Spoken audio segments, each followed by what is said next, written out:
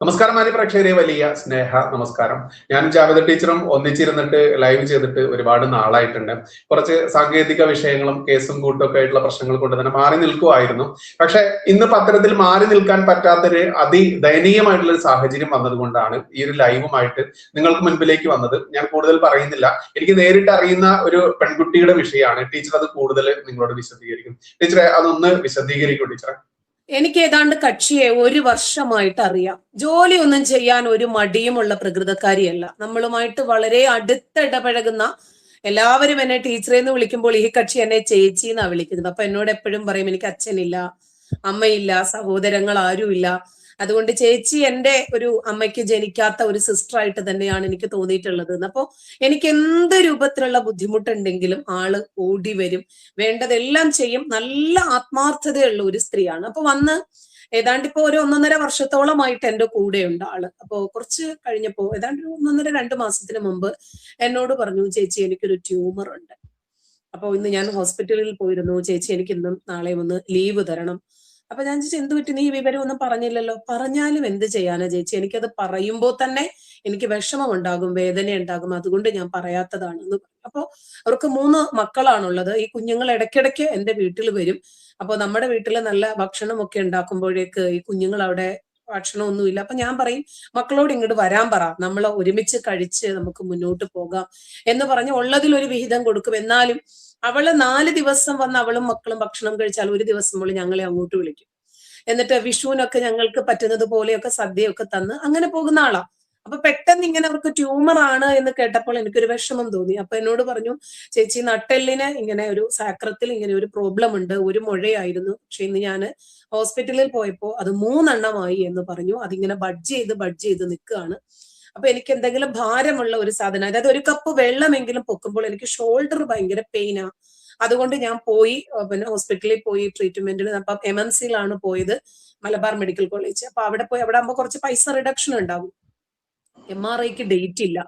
അങ്ങനെ അവര് ഷോൾഡറിലേക്കൊക്കെ ഭയങ്കര പെയിൻ വരുന്നു. അപ്പൊ ചില ദിവസങ്ങളിലൊക്കെ പാത്രമൊക്കെ കഴുകിക്കൊണ്ടിരിക്കുമ്പോ ആള് ഭയങ്കരമായിട്ട് വാവിട്ട് നിലവിളിക്കുക. ഞാൻ അങ്ങനെ ഒരുപാട് പണിയൊന്നും എടുപ്പിക്കാറില്ല. എന്നെ കൊണ്ട് പറ്റുന്നിടത്തോളം ഞാൻ തന്നെ ചെയ്യും. അപ്പോഴും എന്നോട് പറയും, ചേച്ചി പോയി വീഡിയോ ചെയ്തോ, ഞാൻ ചെയ്തോളാം, കുഴപ്പമില്ല, ഒരു അല്പം കഴിഞ്ഞിട്ടാണെങ്കിലും ഞാൻ തന്നെ ചെയ്തോളാം എന്ന് പറയും. അങ്ങനെ ഒരു ദിവസം ഞാൻ പുറത്തു പോയിട്ട് വരുമ്പോ ഈ സ്ത്രീയുടെ മോള് 7ാം ക്ലാസ്സിൽ പഠിക്കുന്ന കുട്ടിയാണ്. നല്ല നാടോടി നൃത്തവും മോഹിനിയാട്ടവും ഒക്കെ, നല്ല കലാപരമായിട്ട് കായികമായിട്ട് ഓട്ടക്കാരിയാണ്, എല്ലാ കഴിവുമുണ്ട്. അതുപോലെ നല്ല പഠനത്തിലും മികച്ച കുട്ടിയാണ്. ഇപ്പൊ PCC ഒക്കെ നേടിയ കുട്ടിയാണ്. അപ്പോ അങ്ങനത്തെ ഒരു കുട്ടി, ആ കുട്ടി നിന്നിട്ടുണ്ട് നമ്മുടെ വീട്ടിലെ തുണി മടക്കുന്നു. അപ്പൊ ഞാൻ ഇവളോട് ചോദിച്ചു, നീ എന്തിനാ കുഞ്ഞിനെ കൊണ്ട് അത് ചെയ്യിപ്പിക്കുന്നത്? ചേച്ചി എനിക്ക് ഷോൾഡർ ഭയങ്കര വേദനയാണ്, എനിക്ക് വേദന സഹിക്കാൻ പറ്റുന്നില്ല, ഞാൻ ഉറങ്ങിയിട്ട് ഒരു 5-6 ദിവസമായി, എനിക്ക് തീരെ പറ്റുന്നില്ല എന്ന് എന്നോട് പറഞ്ഞു. അങ്ങനെ ടെസ്റ്റ് ചെയ്യണം. അപ്പൊ ഞാൻ കുറച്ച് പൈസ സഹായിച്ചു കൊടുത്ത് ഞാൻ പറഞ്ഞു, പോയെന്ന ടെസ്റ്റ് എന്താണെന്ന് വെച്ചാൽ ചെയ്. അപ്പൊ പോയി കിടന്നപ്പോഴാണ് മൊത്തം 12,000 രൂപയാകും സ്കാനിങ്ങിന്. അപ്പൊ ആ MRI ചെയ്യുന്നിടത്ത് നിന്ന് ആ സ്ത്രീ പറയാണ്, എന്റെ കഴുത്തിന്റെ അവിടുത്തത് മാത്രം ചെയ്താൽ മതി, നട്ടെല്ലിൻ്റെത് ചെയ്യണ്ടെന്ന് പറഞ്ഞിട്ട് പകുതി പൈസയും കൊടുത്തിട്ട് ആ MRI ടേബിളിൽ നിന്നും ആൾ ഇറങ്ങി വരികയാണ്. ഇറങ്ങി നേരെ വരുന്നത് വീട്ടിലേക്ക് തന്നെ, എന്റെ വീട്ടിലേക്കാണ് വന്നത്. അപ്പൊ വന്നിട്ട് എന്നോട് ഇങ്ങനെ കാര്യം പറഞ്ഞു, ചേച്ചി ഇത്രയും നാളത്തെ ചികിത്സയ്ക്ക് വേണ്ടിയിട്ട് ആധാരം പണയം വെച്ചിരിക്കുകയാണ്. അപ്പൊ അമ്മയ്ക്ക് കിട്ടിയതാണ്, അമ്മയുടെ വീടും സ്ഥലവുമാണ്, എനിക്ക് കിട്ടിയതല്ല, പഞ്ചായത്തുകാർ വെച്ച് തന്ന വീടാണ്. അപ്പൊ വീടിനാണെങ്കിൽ മേൽക്കൂരയും ഒന്നുമില്ലാത്ത ഒരു വീടാണ്. 3 മക്കളുണ്ട്. മൂത്ത ആള് ഇപ്പൊ +2 കഴിഞ്ഞിട്ട് നീറ്റ് പ്രിപ്പയർ ചെയ്യാണ്. നല്ല മാർക്ക് വാങ്ങി ജയിച്ച കുട്ടിയാണ്. ആ കുട്ടിക്ക് BSc നഴ്സിംഗോ എന്തെങ്കിലും പഠിക്കണമെന്ന് ആഗ്രഹമുണ്ട്. 2ാമത്തെ കുട്ടി 7ാം ക്ലാസ് ആണ്. 3ാമത്തെ കുഞ്ഞിന് 2 വയസ്സ് മാത്രമേ പ്രായമുള്ളൂ. ഭർത്താവും ജയിലിൽ കിടന്നിട്ട് ആള് മരിച്ചതാണ്. അപ്പൊ ആരോരുമില്ല സഹായിക്കാൻ. അപ്പം എന്നോട് വന്നിങ്ങനെ ഇരുന്ന് കരയുവാണ്, ചേച്ചി ഞാൻ വീണുപോയാല് എന്റെ 3 മക്കളെ ചേച്ചി നോക്കുവോ, ചേച്ചിയുടെ മക്കളുടെ കൂടെ നിർത്തുവോ? അപ്പോ നമ്മുടെ ഹൃദയം പൊട്ടിപ്പോകുന്ന ഒരു വാർത്തയാണല്ലോ ഈ കാണുന്നത്. അപ്പോ ഞാൻ പറഞ്ഞു, നീ അങ്ങനെയൊന്നും ചിന്തിക്കല്ലേ, നമുക്ക് എന്തെങ്കിലും ഒരു നല്ലത് വരും. അപ്പോഴാണ് എന്നോട് ചോദിച്ചത്, ചേച്ചിയുടെ സബ്സ്ക്രൈബേഴ്സ് ആരെങ്കിലും വിചാരിച്ചാല് എന്തെങ്കിലും എന്നെ ഒന്ന് സഹായിക്കാൻ പറ്റുമോ ചേച്ചി? കാരണം ആധാരം പണയം വെച്ചു, അതേതാണ്ട് 2-3 ലക്ഷം രൂപയിലേക്കായിട്ടുണ്ട്. എന്റെ അവസ്ഥ കണ്ടിട്ട് 2 വർഷമായിട്ട് അവര് ഇങ്ങനെ പെൻഡിങ്ങിൽ വെച്ചിരിക്കുവാണ്. അപ്പൊ അദാലത്തിന് വിളിച്ചാൽ പോലും എടുക്കാൻ എനിക്ക് പറ്റില്ല. ഈ കുട്ടികള് ശരിക്കും പറഞ്ഞാല് മിക്ക ദിവസവും റേഷനരി മാത്രം കഞ്ഞി വെച്ച് കുടിക്കുക, വീട്ടിൽ നിന്ന് കുറേശ്ശെ അച്ചാർ എടുത്തുകൊണ്ട് പോകുന്ന കാണാം. അപ്പൊ കുട്ടികൾ ഈ അച്ചാറും കൂട്ടിയാണ് കഴിക്കുന്നത്. അപ്പൊ ഉച്ചയ്ക്ക് ഞങ്ങൾ എല്ലാവരും കൂടെ ഇരുന്ന് കഴിക്കുമ്പോൾ, കക്ഷി ഇരുന്ന് കഴിക്കുമ്പോൾ ഇങ്ങനെ മിണ്ടാതിരിക്കുന്ന കാണാം. അപ്പോ ഇക്ക പറയും, വീട്ടിലെ കുഞ്ഞുങ്ങളെ കുറിച്ച് ആലോചിച്ചിട്ടായിരിക്കും, എന്നാ പിന്നെ നീ ഒരു കാര്യം ചെയ്യും, കുറച്ച് കറിയോ എന്തെങ്കിലും അവരോട് എടുത്തുകൊണ്ട് പോയിക്കോളാം. നമുക്ക് എത്ര കൊടുക്കാൻ പറ്റും, നമ്മൾ എത്ര കൊടുത്താലും അവർക്ക് ഇത്രയെന്നുണ്ടല്ലോ. അപ്പൊ ഞാനൊരു ഉദാഹരണം പറയാം. മിനിഞ്ഞാന്ന് കുറച്ച് സാമ്പാർ വെച്ചു. അപ്പൊ ഈ സാമ്പാർ കൊണ്ടുപോയപ്പോ ഈ കുട്ടി കാത്തു നിപ്പുണ്ട്, ആര് +2കാരൻ. അപ്പൊ അവൻ അങ്ങനെ അമ്മയെ നോക്കിയപ്പോ അപ്പൊ അവളെ വിളിച്ചു പറഞ്ഞു സാമ്പാർ ഉണ്ട്. അപ്പൊ ഈ കുട്ടി ചെരുപ്പ് പോലും ഇല്ലാതെ ഓടി വരുവാണ് ഈ സാമ്പാർ കൊണ്ടുപോയിട്ട് ചോറ് തിന്നാൻ വേണ്ടി. അപ്പൊ നമുക്ക് എല്ലാം ഉള്ളത് കൊണ്ട്, നമ്മള് വയറു നിറയെ ഭക്ഷണം കഴിച്ച് സമൃദ്ധിയായിട്ട് കിടന്ന് ഉറങ്ങുന്നത് കൊണ്ട് നമുക്ക് ആ വേദന ഒരുപക്ഷെ മനസ്സിലാക്കാൻ പറ്റില്ല. അപ്പൊ ഈ കാലത്തും ഭക്ഷണമില്ലാതെ വേദനിക്കുന്ന, മാതാപിതാക്കളില്ലാതെ വേദനിക്കുന്ന, ഒരു ഗുളിക വാങ്ങി കഴിച്ചാൽ ഒരു പക്ഷേ ആ രോഗത്തിനൊരു ആശ്വാസം ഉണ്ടാകും. അങ്ങനെ പോലും നിവൃത്തിയില്ലാത്ത ഈ കാലഘട്ടത്തിലും ജീവിക്കുന്ന ഒരു സ്ത്രീയെയാണ് എനിക്ക് കാണാൻ കഴിഞ്ഞത്. അപ്പൊ ഇത്രയും ഇവരുടെ വേദന കണ്ട് ഇവര് ദിവസവും കരയുവാണ്. അപ്പം ചില ദിവസങ്ങളിൽ ഞാൻ അങ്ങോട്ട് ലീവ് കൊടുക്കും, വരണ്ടാന്ന് പറയും. ഇന്നിപ്പോ ഞാൻ കുറച്ച് പഠന സഹായം കുറച്ച് കുട്ടികൾക്ക് നൽകുന്നുണ്ട്. അപ്പൊ അതിന്റെ കുറച്ച് ബുക്കുകളും പുസ്തകങ്ങളും ബാഗുകളും ഒക്കെ ആയിട്ട് ഞാൻ അവൾക്ക് കൊടുത്തിട്ട് മോൾക്ക് കൊണ്ട് കൊടുക്കാൻ പറഞ്ഞു. അപ്പോ ആള് ഇരുന്ന് കരയുക. അപ്പം ബൈജുവിനെയും കൂടി അറിയുന്നത് കൊണ്ട് എന്നോട് ചോദിച്ചു, ചേച്ചി എന്റെ കാര്യം ബൈജു ചേട്ടനോട് പറഞ്ഞിരുന്നോ? അപ്പൊ ഞാൻ പറഞ്ഞു, അവൻ ചിലപ്പോൾ വിളിക്കുമായിരിക്കും, ഞാൻ അവന് നമ്പർ കൊടുത്തിട്ടുണ്ട്, നോക്കട്ടെ. ഞങ്ങൾ അങ്ങനെ ചാരിറ്റി വീഡിയോ ചെയ്യില്ല, ഞങ്ങൾ 2 വർഷത്തോളമായിട്ട് ഒരുമിച്ചിരുന്ന് ഒരു ജോയിന്റ് ലൈവ് ചെയ്തിട്ട് അപ്പൊ ചെറിയ 1-2 പ്രശ്നങ്ങളും സാങ്കേതിക തകരാറും ഒക്കെ വന്നുകൊണ്ട് ഞങ്ങൾ ചെയ്യാറില്ല എന്ന് പറയും. അങ്ങനെയാണ് ഇന്ന് കൊച്ചു വെളുപ്പാങ്കാലത്ത് ഞാൻ ബൈജുവിനെ വിളിച്ചുണർത്തിയിട്ട് ഈ വിഷയം പറയുന്നത്. ഇന്ന് തന്നെ എന്തെങ്കിലും ഇവർക്കൊരു തീരുമാനം ഉണ്ടാക്കി കൊടുക്കണം. തന്നെയുമല്ല, ഇവർക്ക് ഇനിയിപ്പോ എന്തെങ്കിലും സംഭവിച്ചു എന്നിരിക്കട്ടെ, നമ്മളൊക്കെ നാളെ ആ കണ്ണീരൊപ്പാനുണ്ടാവും. ജീവിച്ചിരിക്കുമ്പോഴാണല്ലോ എന്തെങ്കിലും ഒരു സഹായം എത്തിക്കേണ്ടത്. ആ കുട്ടികൾക്ക് പഠിക്കണം, അവർക്ക് ഒന്ന് കേറി കിടക്കാൻ പറ്റണം, മേൽക്കൂരയുള്ള ഒരു വീട് വേണം, അവർക്ക് നല്ല പഠിക്കുന്ന മക്കളാണ്, അവർക്ക് പഠിക്കാൻ ഒരു സഹായം വേണം, ഇവർക്ക് ട്രീറ്റ്മെന്റ് മുന്നോട്ട് കൊണ്ടുപോകാൻ കഴിയണം. അതിനൊക്കെ ഉപരിയായിട്ട് ബാങ്കിലിരിക്കുന്ന ഈ കുടിലിന്റെ ആധാരം തിരിച്ചെടുക്കാൻ പറ്റണം. അവര് നല്ല അധ്വാനിക്കാൻ തയ്യാറാണ്. ഇപ്പൊ അവര് അവിടെ നമ്മുടെ അടുത്തുള്ള ഒരു സ്കൂളുണ്ട്, ആ സ്കൂളിലെ അധ്യാപകരുടെ ഒക്കെ വീടുകൾ ക്ലീൻ ചെയ്യാൻ പോകും, ആ സ്കൂളൊക്കെ ക്ലീൻ ചെയ്യാൻ പോകും. അത്യാവശ്യം വിദ്യാഭ്യാസമുള്ള ഒരു സ്ത്രീയാണ്. ഇവരെ മുമ്പ് ഹോസ്പിറ്റലിൽ അസിസ്റ്റന്റ് സ്റ്റാഫായിട്ടൊക്കെ ഇരുന്നിട്ടുണ്ട്, അംഗൻവാടികളിൽ അധ്യാപികയായിട്ടൊക്കെ വർക്ക് ചെയ്തിട്ടുണ്ട്, നല്ല വിദ്യാഭ്യാസ യോഗ്യതയുള്ള പെണ്ണാ. പക്ഷെ ഈ മക്കൾക്ക് ചോറ് കൊടുക്കാൻ വേണ്ടിയിട്ട് എന്ത് ജോലിയും ചെയ്യാൻ സന്നദ്ധയാണ്. അപ്പൊ ഞാൻ പിന്നീട് ഇതിന് അങ്ങനെ മനസ്സിലാക്കി, ഒരു സ്ത്രീ ഈ മക്കളെ വളർത്താൻ വേണ്ടിയിട്ട് എത്ര കണ്ട് വേദന സഹിക്കുന്നുണ്ട്. അപ്പോ വാവിട്ട് കരഞ്ഞിട്ട് എന്നോട് പറയാ, ചേച്ചി ഞാൻ ഉറങ്ങിയിട്ട് ഒരുപാട് ദിവസമായി, കിടക്കാൻ പറ്റുന്നില്ല, മലർന്ന് കിടക്കുമ്പോൾ ഇവിടെ ഇങ്ങനെ ബഡ്ജ് ആയിക്കൊണ്ടിരിക്കുകയാണ്. അപ്പം ഇവിടെ ഇങ്ങനെ 3 മുഴകളാണ് അത്ര ഇപ്പൊ പ്രത്യക്ഷപ്പെട്ടിരിക്കുന്നത്. അപ്പൊ ഒരെണ്ണമേ ഉണ്ടായിരുന്നുള്ളൂ. ആദ്യം സാക്രം എന്ന് പറയുന്ന ഭാഗത്താണ് ഉണ്ടായിരുന്നത്, നട്ടലിനോട് ചേർന്നിട്ടാണെന്ന് തോന്നുന്നു. അപ്പൊ അതങ്ങനെ ബഡ്ജ് ചെയ്ത് ഇരിക്കും തോറും വലിയ വേദനയാണ്. അപ്പൊ ഡോക്ടർ പറഞ്ഞു, ഇത് ഇങ്ങനെ പോയാല് സ്ട്രോക്ക് വരും, ഒരു സൈഡ് മുഴുവനും സ്ട്രോക്ക് വരാനുള്ള സാധ്യതയുണ്ട്. അപ്പോ സർജറി ആണെങ്കിൽ 2 ചെയ്യേണ്ടി വരും. കാരണം താഴെയുള്ള ബഡ്ജ് ചെയ്തുകൊണ്ടിരിക്കുന്ന മുഴയും അതുപോലെ ഈ കഴുത്തിന്റെ അവിടെ ഇപ്പൊ 1 ഇപ്പൊ 3 അപ്പൊ ഷോൾഡറിലേക്കൊക്കെ ഭയങ്കരമായിട്ടുള്ള വേദനയുണ്ട്. അപ്പൊ കഴുത്ത് നൂക്കരുത് എന്ന് ഡോക്ടർ പറഞ്ഞു. അപ്പൊ ഇങ്ങനെയാണ് നടക്കുന്നത്. അപ്പൊ കഴുത്ത് ഇങ്ങനെ കുനിക്കാൻ പാടില്ല, കുനിച്ചു കഴിഞ്ഞാൽ ഇവർക്ക് കഴുത്ത് പിന്നീട് നൂരത്തില്ല എന്നാ പറഞ്ഞു. അപ്പൊ ഇവിടെ ഭാരം കൂടുതലായതുകൊണ്ട് ഇവിടുത്തെ ഞരമ്പുകൾ വളഞ്ഞിട്ടുണ്ട്, അപ്പൊ ഇവിടെ നീരും വന്നിട്ടുണ്ട്. അപ്പൊ തലയ്ക്ക് നല്ല ഭാരമുള്ളത് കൊണ്ട് ഇപ്പം 3 മിനിറ്റ് അവർ കുനിഞ്ഞിരുന്നാല് 3 മിനിറ്റ് നൂന്നും ഇരിക്കണം. അപ്പൊ ഇങ്ങനെയാണ് ഇപ്പൊ ജീവിച്ചുകൊണ്ടിരിക്കുന്നത്. അതിന്റെ ഏറെ അവരെ വേദനിപ്പിക്കുന്നത് ഈ കുഞ്ഞുങ്ങളുടെ കാര്യമാണ്. ഇവർക്ക് എന്തെങ്കിലും സംഭവിച്ചാൽ ബാങ്കുകാർ വന്നിട്ട് ഈ കുഞ്ഞുങ്ങളെ തെരുവിലേക്ക് ഇറക്കും. അതുകൊണ്ട് എനിക്ക് പറയാനുള്ളത്, എന്റെ മാന്യ പ്രേക്ഷകർക്ക് അവരെ ജീവിതത്തിലേക്ക് തിരിച്ചു കൊണ്ടുവരാൻ കഴിയും. 3 കുഞ്ഞുങ്ങളുടെ ജീവിതത്തിന്റെ ചിറകിന് ബലം വെപ്പിക്കാൻ, അതിനൊന്ന് പറക്കമുറ്റുന്ന രൂപത്തിലേക്ക് ആക്കിയെടുക്കാൻ നമ്മൾ എല്ലാവരും ഒത്തുപിടിച്ചാൽ പറ്റും. കാരണം ഇപ്പൊ എനിക്ക് 6,46,000 സബ്സ്ക്രൈബേഴ്സ് ഉണ്ട്, ബൈജുവിനും ഏതാണ്ട് അതുപോലെയുണ്ട്. അപ്പൊ എല്ലാവരും 100 രൂപ വീതം ഇട്ടാൽ പോലും, നമ്മൾ അങ്ങനെ ഒരു ചാലഞ്ച് ഏറ്റെടുത്താൽ പോലും, 1,00,000 ആളുകൾ 100 രൂപ വീതം ഇട്ടാൽ പോലും നമുക്ക് എങ്ങും തട്ടാൻ പോകുന്നില്ല.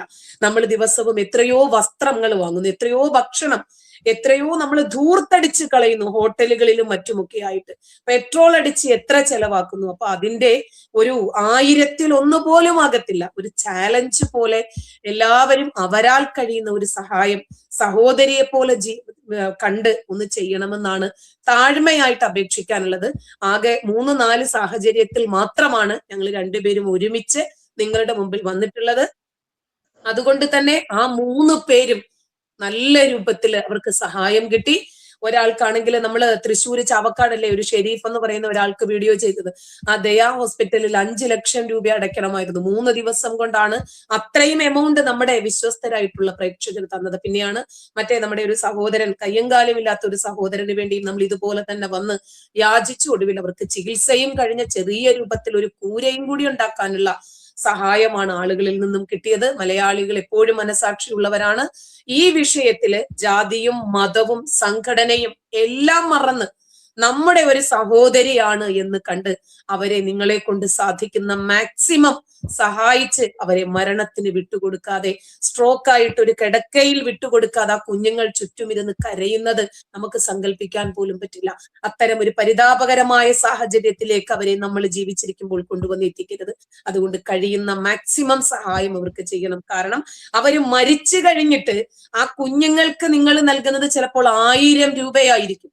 അവര് ജീവിച്ചിരിക്കുമ്പോൾ ഒരു 100 രൂപ കൊടുത്താൽ അതായിരിക്കും ഏറ്റവും മഹനീയമായിട്ടുള്ള സേവനം. പ്രേക്ഷകരെ, ജാമിദ ടീച്ചർ ആ കുട്ടിയുടെ വീട്ടിലേക്ക് നേരിട്ട് പോയിട്ട് എടുത്ത വീഡിയോയുടെ കുറച്ച് ദൃശ്യങ്ങൾ നിങ്ങൾക്ക് മുൻപിൽ വെക്കുകയാണ്. നമുക്ക് ഏതൊരാൾക്കും ആത്മാഭിമാനം തന്നെയാണ് വലുത്.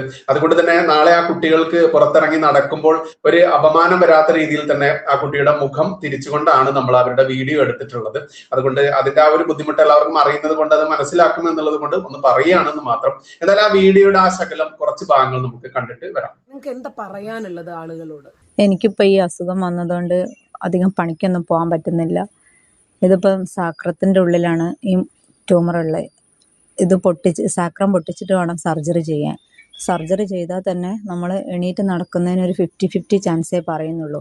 സർജറി കഴിഞ്ഞാൽ തന്നെ ഫിസിയോതെറാപ്പിയും മറ്റു കാര്യങ്ങളൊക്കെ ചെയ്തെങ്കിൽ മാത്രമേ നേരെ എണീറ്റ് നടക്കാൻ പറ്റുള്ളൂ. സർജറിക്ക് തന്നെ 3 ലക്ഷത്തിൻ്റെ അടുത്ത് പൈസ വരും. പിന്നെ അത് കഴിഞ്ഞിട്ടുള്ള ഫിസിയോതെറാപ്പിയും അതിൻ്റെ ബാക്കിയുള്ള അനുബന്ധ ചിലവുകളൊക്കെ വേറെ അധികമായിട്ട് പിന്നെയുണ്ട്. ഞാനിപ്പം വീട്ടുപണിക്ക് പോയിട്ടാണ് ജീവിക്കുന്നത്. എനിക്ക് ഈ 3 മക്കൾക്ക് അച്ഛനില്ല. അപ്പം മക്കളെ മൂത്ത ആള് +2 കഴിഞ്ഞതാണ്. ഇപ്പം മൂത്ത ആളെ പഠിപ്പിക്കണം, നീറ്റ് എഴുതി നിൽക്കുന്നതാണ്. രണ്ടാമത്തെ ആളുണ്ട്, ചെറിയ കുട്ടിക്ക് 2 വയസ്സായിട്ടേ ഉള്ളൂ. അപ്പം ഞാൻ എന്ത് ജോലിക്ക് വേണേലും പോകുന്ന ആളാണ്. ഇപ്പോൾ കുറേ അംഗനവാടി ടീച്ചറൊക്കെ ആയിട്ട് വർക്ക് ചെയ്തതാണ്. ഇപ്പം ഞാനിപ്പോൾ ഒരു വീട്ടുജോലിക്ക് പോയിട്ടാണ് ജീവിക്കുന്നത്. പക്ഷേ ഈ ജോലി പോലെ നമുക്ക് എടുക്കാൻ പറ്റുന്നില്ല. എന്നുവെച്ചാൽ അത് ഈ കഴുത്തിൻ്റെ നട്ടലിൻ്റെ മുകളിൽ നിന്ന് വരുന്ന പുകച്ചിലും തരിപ്പും വേദനയും, കഴുത്തിൻ്റെ തൊട്ടിട്ട് കൈ ഈ വരുന്ന പേശികൾ മൊത്തം കാലിൻ്റെ അടി വരെ നമുക്ക് വേദനയാണ്. ഈ വേദനയും സഹിച്ച് നിന്നിട്ട് വേണം ജോലി എടുക്കാൻ. ഇതിപ്പോൾ കൂടി വരുന്നത് കൊണ്ട് ആണ് നമ്മൾ ജീവിതകാലം മൊത്തം ഈ വേദന അനുഭവിച്ച് ജീവിക്കേണ്ടി വരും. അല്ലെങ്കിൽ നമ്മളെ എന്തെങ്കിലും സർജറി ചെയ്തിട്ട് ഇത് റിമൂവ് ചെയ്താൽ മാത്രമേ നമുക്ക് രക്ഷ ഉണ്ടാവുള്ളൂ. അപ്പം അത് ചെയ്യാനുള്ള പൈസയൊന്നും എൻ്റെ കയ്യിൽ ഇപ്പം നിലവിൽ എനിക്കില്ല. പിന്നെ കുട്ടികളെ പഠിപ്പും, ഞാൻ ഒരു ദിവസം പണിക്ക് പോയിട്ടില്ലെങ്കിൽ വീട് ചിലവൊന്നും ഒരു കാര്യങ്ങളും മുന്നോട്ട് പോവില്ല. അപ്പോൾ എൻ്റെ ഈ അവസ്ഥയൊക്കെ മനസ്സിലാക്കിയിട്ട് എനിക്ക് എന്തെങ്കിലും ഒരു സഹായം നിങ്ങളെ ഭാഗത്തുനിന്ന് എനിക്ക് ചെയ്തു തരണം. പിന്നെ വീടിൻ്റെ അവസ്ഥയും ഇതേപോലെയൊക്കെ തന്നെയാണ്. ഉള്ള അമ്മേൻ്റെ ഒരു 2-3 സെൻറ്റ് സ്ഥലമുണ്ട്. അതിൻ്റെ ആധാരം പണയം വെച്ചിട്ടായിരുന്നു ഞാൻ ഇത്രയും ചികിത്സയും കാര്യങ്ങളും ഒക്കെ ചെയ്തുകൊണ്ടിരുന്നത്. അപ്പോൾ ആധാരം പണയം വെച്ചിട്ട് അത് എനിക്ക് പലിശ അടയ്ക്കാൻ പറ്റാണ്ട് അതിപ്പോൾ ഒരു 3 ലക്ഷത്തിൻ്റെ അടുത്ത് ബാധ്യതയായിട്ട് കുടിശ്ശിക കയറി ആധാരം ബാങ്കിൽ കിടക്കുക. അപ്പം ഞാൻ ഇന്നലെ അതേപോലെ തീരെ പറ്റാതെ ഇപ്പോൾ കുറേ പ്രാവശ്യം MRI ചെയ്യണം എന്ന് പറഞ്ഞ് നമ്മൾ പൈസേൻ്റെ ഒരു ബുദ്ധിമുട്ടുകൊണ്ട് MRI ചെയ്യാതെ ഞാനിങ്ങനെ മുന്നോട്ട് കൊണ്ടുപോയത്. അപ്പോൾ തീരെ പറ്റാതെയായി. അപ്പോൾ MRI ചെയ്യാൻ പോയപ്പം എല്ലാ ടേബിളിൽ കിടത്തിയിട്ട് ഞാൻ അവിടെ നിന്ന് ഇറങ്ങി പോരേണ്ട അവസ്ഥയായി. എന്ന് വെച്ചാൽ 12,000 രൂപയാണെന്നാണ് പറഞ്ഞത്. അപ്പം അത്രയും പൈസ കൊടുത്തിട്ട് ചെയ്യാനുള്ള MRI ചെയ്യാനുള്ള ഒരു സാമ്പത്തിക സ്ഥിതിയൊന്നും എനിക്ക് നിലവിൽ എനിക്കില്ല. നിങ്ങൾക്ക് ഏതാണ്ട് ഇവരുടെ അവസ്ഥ മനസ്സിലായി കാണുമെന്ന് വിചാരിക്കുന്നു. ഇന്നലെ MRI ചെയ്യാൻ വേണ്ടി പോയി ടേബിളിൽ കിടക്കുന്ന സമയത്താണ് ഇവരോട് പറയുന്നത് MRI ചെയ്യണമെങ്കിൽ 12,000 രൂപ വേണമെന്ന്. അപ്പോൾ ആ 12,000 രൂപ ഇല്ലാത്തത് കൊണ്ട് എവിടെ നിന്നോ ഒക്കെ കടവും ഇടവും ഒക്കെ വാങ്ങിച്ചിട്ട് 500 1000 കൊണ്ട് ഇത്രയും വലിയ ഒരു അസുഖത്തിന് പോയിട്ട് കാര്യമില്ലല്ലോ. അങ്ങനെ അവർ ആ MRI ചെയ്യുന്ന ടേബിളിൽ നിന്നും എഴുന്നേറ്റ് വരുവാണ് ചെയ്തത്. അവർക്ക് ചെയ്യാൻ പറ്റിയില്ല. 6,000 രൂപയ്ക്ക് സ്പൈനലിലെങ്കിലും ചെയ്യാമെന്ന് വിചാരിക്കുമ്പോൾ അതിന് ഡോക്ടറുടെ കൺസൾട്ടിങ് ഫീസ് വേറെയുണ്ട്. അവിടെ നിന്ന് തിരിച്ച് വീട്ടിലേക്ക് വരാനുള്ള വണ്ടിക്കൂലി വേറെയുണ്ട്, പിന്നെ കുഞ്ഞുങ്ങളുടെ ബുദ്ധിമുട്ട്, പ്രയാസങ്ങൾ, അവരുടെ പട്ടിണി. അപ്പോൾ ഇവർ വിചാരിക്കണത് ഇത്രയേ ഉള്ളൂ. ഇപ്പോൾ സാക്രത്തിൻ്റെ അകത്താണ് ഇപ്പോൾ ഇങ്ങനെ ഒരു ട്യൂമർ പ്രത്യക്ഷപ്പെട്ടിരിക്കുന്നത്. അതും പൊട്ടിച്ചിട്ട് വേണം അതിനകത്ത് നിന്ന് ഈ മുഴയെടുത്ത് മാറ്റാൻ. അതല്ലെങ്കിൽ അതിനകത്ത് ഇനി എന്താണെന്ന് അറിയില്ല, അതൊക്കെ ഇനി പത്തോളജിയിലേക്ക് അയക്കേണ്ടുന്ന വിഷയങ്ങളാണല്ലോ. അപ്പോൾ ഇത് ഇങ്ങനെ ചെയ്തു കഴിഞ്ഞാൽ പോലും നടക്കാനുള്ള സാഹചര്യം ഏതാണ്ട് 50-50 ചാൻസ് മാത്രമേ ഉള്ളൂ. അപ്പോൾ 2.5 വയസ്സായ കുഞ്ഞ്, അച്ഛനില്ല. അപ്പോൾ നമുക്കറിയാം എങ്ങനെയാണ് ഇവർ മുന്നോട്ട് പോകുന്നത് എന്ന്. അതുകൊണ്ട് പോകുന്നിടത്തോളം പോകട്ടെ എന്ന് വിചാരിച്ചിട്ട് ഹോസ്പിറ്റലിൽ ട്രീറ്റ്മെൻ്റ് ഒക്കെ പെൻഡിങ്ങിൽ വെച്ചിട്ടാണ് ഇവർ മുന്നോട്ട് പോകുന്നത്. അങ്ങനെ പോകുമ്പോഴാണ് കുറച്ച് വെള്ളം എടുക്കുമ്പോഴേക്ക് കൈ കുഴഞ്ഞു പോകുന്നു, വേദനയാകുന്നു. അങ്ങനെ ഇവർക്കൊന്നും ചെയ്യാൻ പറ്റുന്നില്ല. ഈ വേദന തോളിലേക്കും തുടർന്ന് കൈയിലേക്കും കാലിലേക്കും നട്ടലിലേക്കുമൊക്കെ വന്നതിൻ്റെ പേരിലാണ് ഒരു സർജറി നിർബന്ധമായിട്ടും വേണമെന്ന് ഡോക്ടർ പറയുന്നത്. ഇനി ഇങ്ങനെ മുന്നോട്ട് പോയാലും ഇവർ കിടന്നു പോകും. അതല്ലെങ്കിൽ ഇനി ഈ വേദന ഇങ്ങനെ സഹിച്ചൊരു പരിധി വരെ മുന്നോട്ട് പോകാം. കുഞ്ഞുങ്ങളെ കരുതിയും അവരെ പട്ടിണിക്കിടാതിരിക്കാൻ വേണ്ടിയിട്ടുമാണ് ഇവരൊരു ജോലി തിരഞ്ഞെടുത്തിരിക്കുന്നത്. അപ്പം നമുക്കറിയാം, നമ്മളൊക്കെ ഇന്ന് സേഫ് സോണിൽ നിൽക്കുന്നവരായിരിക്കും ഒരു പക്ഷേ. എല്ലാ മനുഷ്യൻ്റെ ജീവിതത്തിലും ഇങ്ങനെയൊക്കെ ഒരു കയറ്റവും ഇറക്കവുമുണ്ട്. അതുകൊണ്ട് അവർക്ക് വന്നാൽ അവർ നോക്കട്ടെ എന്നതിൽ കവിഞ്ഞ് നമ്മളൊക്കെ മനസ്സാക്ഷി പണയം വയ്ക്കാത്ത ആളുകളാണ് ഏത് സാഹചര്യത്തിലും. അതുകൊണ്ട് നമ്മളാൽ കഴിയുന്നത്, ഒരു പക്ഷേ നമ്മൾ കൊടുക്കുന്ന 1000-ഓ 500-ഓ അതല്ലെങ്കിൽ അതിൻ്റെ മേലെയോ താഴെയോ ഒരു കുടുംബത്തിൻ്റെ അത്താണിയാണ് എന്ന് മറക്കരുത്. കാരണം എല്ലാ മനുഷ്യൻ അങ്ങനെ പരസ്പരം സഹായിച്ചും സഹകരിച്ചും തന്നെ മുന്നോട്ട് പോയിട്ടുള്ളവരാണ്. ഞാൻ മുമ്പ് ഇതുപോലെ നിങ്ങളോടൊരു സഹായ അഭ്യർത്ഥനയുമായിട്ട് വന്നു. നിങ്ങളെല്ലാവരും കൈയഴിഞ്ഞ് സഹായിച്ചു. ആ മനുഷ്യൻ ജീവിതത്തിലേക്ക് തിരിച്ചു വന്നിട്ടുണ്ട്. അങ്ങനെ വീണ്ടും ഇത് പ്രതീക്ഷാനിർഭരമായിട്ടുള്ള മനസ്സോടുകൂടി തന്നെയാണ് ഞാൻ നിങ്ങൾക്ക് മുമ്പിൽ ഇത് വയ്ക്കുന്നത്. ആധാരം 3 ലക്ഷം രൂപയോളം ബാങ്കിൽ അടയ്ക്കണം. ഇവരുടെ ഈ സാഹചര്യങ്ങളും ഫിസിക്കൽ കണ്ടീഷൻ, ഡോക്ടറുടെ സർട്ടിഫിക്കറ്റ് ഒക്കെ കൊടുത്തത് കൊണ്ട് മാത്രം ജപ്തി തൽക്കാലം ഒഴിവായി നിൽക്കുന്നു. അപ്പോൾ ഈ സാഹചര്യത്തിൽ ഒരു കൂര കൂടി ഇല്ലാതായാൽ ഒരു വാടക വീട്ടിൽ പോകേണ്ടുന്ന സാഹചര്യവും വാടക കൊടുക്കാനില്ല, കഞ്ഞി കുടിക്കാനില്ലാത്ത സാഹചര്യവും നമുക്ക് ആലോചിച്ചാൽ തന്നെ മനസ്സിലാകും. അപ്പോൾ ഈ 3 കുഞ്ഞുങ്ങളെ ഒന്ന് വളർത്തിക്കൊണ്ടുവരണം. ഇവർക്കൊരു സർജറി ആവശ്യമാണ്. ആ സർജറിക്ക് തന്നെ 3 ലക്ഷം രൂപയുടെ പുറത്ത് ചെലവുണ്ട്. അപ്പോൾ ഒറ്റ ദിവസം കൊണ്ട് തന്നെ 94 കോടി രൂപയൊക്കെ ഈ കേരളത്തിന് ഒരു കൊച്ചു കുഞ്ഞിന് വേണ്ടി പിരിച്ചു കൊടുത്ത സാഹചര്യം നമ്മുടെ നാട്ടിലുണ്ട്. അതുപോലെ ഒരു മനുഷ്യൻ്റെ ജീവൻ രക്ഷപ്പെടുത്താൻ വേണ്ടിയിട്ട് 63 കോടി പിരിച്ച ഒരു നാടാണ് ഈ കൊച്ചു കേരളം. അതുകൊണ്ട് ഞാൻ നിങ്ങളുടെ മുമ്പിലേക്ക് ഇവരുടെ വേദന വെക്കുകയാണ്. സഹോദരിയാണ് എന്ന് കണ്ട്, നമ്മളുടെ കൂടപ്പിറപ്പാണെന്ന് കണ്ട് നമ്മളെ കൊണ്ട് കഴിയുന്ന പരമാവധി സഹായങ്ങൾ ചെയ്യണം. നമ്മൾ എത്രയോ പണം ആശുപത്രിയിൽ കൊടുക്കുന്നു. നമ്മൾ വസ്ത്രത്തിന് വേണ്ടി, നമ്മൾ ഭക്ഷണത്തിന് വേണ്ടി, നമ്മുടെ മക്കളുടെ ധൂർത്തിന് വേണ്ടി എത്രയോ പണം വാരിക്കോരി ചെലവാക്കുന്നവരാണ് നമ്മളൊക്കെ. നമുക്ക് കണ്ടല്ലോ, ഇതിലധികം ഒന്നും നമുക്ക് അവരെ കാണിക്കാനോ പറയേണ്ട ആവശ്യമില്ല എന്നറിയാം. കാരണം മലയാളികൾക്ക്, അതല്ലെങ്കിൽ നമ്മുടെ മാന്യ പ്രേക്ഷകർക്ക് അവരെ സഹായിക്കാൻ പറ്റുന്നതിന്റെ മാക്സിമം സഹായിക്കുക. ഇതിന്റെ അക്കൗണ്ട് വിവരം നമ്മൾ ഈ വീഡിയോയുടെ പല ഭാഗങ്ങളിൽ കൊടുത്തിട്ടുണ്ട്. ഞാനും ജാമിദ ടീച്ചറും ഒരു ജോയിന്റ് അക്കൗണ്ട് എടുത്തിട്ടുണ്ട്. ആ അക്കൗണ്ടിലേക്കാണ് ധനം അയക്കേണ്ടത്. അതിന്റെ അക്കൗണ്ട് നമ്പറും കൊടുത്തിട്ടുണ്ട്, അതിന്റെ ഗൂഗിൾ പേ നമ്പറും എല്ലാം കൊടുത്തിട്ടുണ്ട്. മാക്സിമം തുക സമാഹരിച്ചിട്ട് അതൊരു വേദിയിൽ വെച്ചുകൊണ്ട് തന്നെ അവർക്ക് നല്ലൊരു ഫംഗ്ഷനോടുകൂടി കൊടുക്കാനുള്ള വലിയ സന്തോഷത്തോടെ അത് ഏറ്റുവാങ്ങുന്ന അവരുടെ ആ ഒരു ചിത്രമാണ് നമ്മുടെ മുൻപിലുള്ളത്. അപ്പൊ അതിലേക്ക് എല്ലാവരും സഹായിക്കുക, സഹകരിക്കുക. അക്കൗണ്ട് ഡീറ്റെയിൽസ് ഒക്കെ പലയിടങ്ങളിലായി കൊടുത്തിട്ടുണ്ട്. ഗൂഗിൾ പേ നമ്പർ കൊടുത്തിട്ടുണ്ട്. ഇനി ഗൂഗിൾ പേ നമ്പർ കൊടുക്കുമ്പോൾ ചിലപ്പോൾ ലിമിറ്റ് വരും. അത്തരത്തിൽ ലിമിറ്റ് വരുമ്പോൾ നിങ്ങൾക്ക് അയക്കാൻ പറ്റുന്നില്ല എന്നുണ്ടെങ്കിൽ വീണ്ടും ശ്രമിക്കണമെന്ന് അപേക്ഷിക്കുകയാണ്. കാരണം ഇതൊക്കെ സേവിങ്സ് അക്കൗണ്ടിന്റെ ഇതിൽ വരുന്നത് കൊണ്ട് തന്നെ ലിമിറ്റ് കാണിക്കും, ഇത്ര രൂപയായിരിക്കും അയക്കാൻ പറ്റുക എന്നുള്ളത്. അത് മനസ്സിലാക്കിക്കൊണ്ട് വീണ്ടും ട്രൈ ചെയ്യേണ്ടതുണ്ട്. അക്കൗണ്ട് നമ്പർ ഡീറ്റെയിൽസിലേക്ക് അയക്കാൻ ശ്രമിക്കുക. ഗൂഗിൾ പേ മാത്രം ആശ്രയിക്കാതെ. എല്ലാ ഡീറ്റെയിൽസും കൊടുത്തിട്ടുണ്ട്. ആദ്യ കമന്റിലും കൊടുത്തിട്ടുണ്ട്, ഡിസ്ക്രിപ്ഷനിലും കൊടുത്തിട്ടുണ്ട്, ഈ സ്ക്രീനിലും കൊടുത്തിട്ടുണ്ട്. മാക്സിമം സഹായിക്കുക എന്ന് മാത്രമേ പറയാനുള്ളൂ. എന്താ ടീച്ചർ, ഇനി എന്തെങ്കിലും പറയാനുണ്ടോ? ഇല്ല, നമ്മളുടെ ഒരു സഹോദരിക്ക്, നമ്മളുടെ മകൾക്ക്, നമ്മളുടെ കൂടപ്പറപ്പിന് വന്നാൽ എങ്ങനെയാണോ നമ്മൾ ആത്മാർത്ഥമായിട്ട് നിൽക്കുന്നത്, അതുപോലെ പല തുള്ളി പെരുവെള്ളം എന്നതുപോലെ നിങ്ങളുടെ കയ്യിൽ എത്രയാണോ ഉള്ളത് ആ പൈസ ഒരു പക്ഷേ ആ സ്ത്രീയുടെയും ആ 3 മക്കളുടെയും ജീവിതത്തിനൊരു നാന്ദിയാകും. വളരെ സന്തോഷം. എല്ലാവരും സഹായിക്കണം എന്ന് വിനീതമായിട്ട് ഒരിക്കൽ കൂടി അഭ്യർത്ഥിക്കുന്നു. നന്ദി.